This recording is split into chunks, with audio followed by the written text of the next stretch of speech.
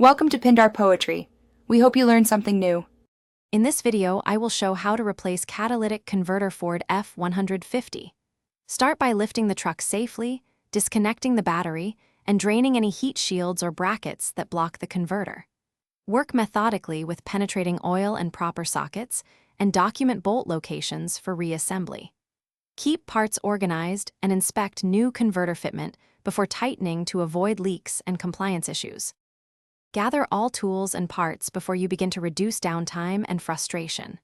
A torque wrench, penetrating oil, new gaskets, and anti-seize will make removal and installation smoother. Confirm the converter matches your engine and emissions designation so it fits without modification. Lay out parts in order of removal and keep bolts tagged for easier reassembly. If you're finding this helpful, please subscribe and like the video. Quick recommendation: make meal prep easy with leak-proof containers that double as tidy parts bins for nuts and bolts during a swap. They seal, stack, and save you from losing tiny hardware. Check the description for the link and other deals. If you liked that tip, now let's get back to the video. Remove the old converter using steady, even pressure and apply heat if necessary on stubborn bolts. Support the exhaust to prevent strain on hangers while swapping components. Transfer or replace oxygen sensors and ensure the new unit seats flush against flanges with new gaskets.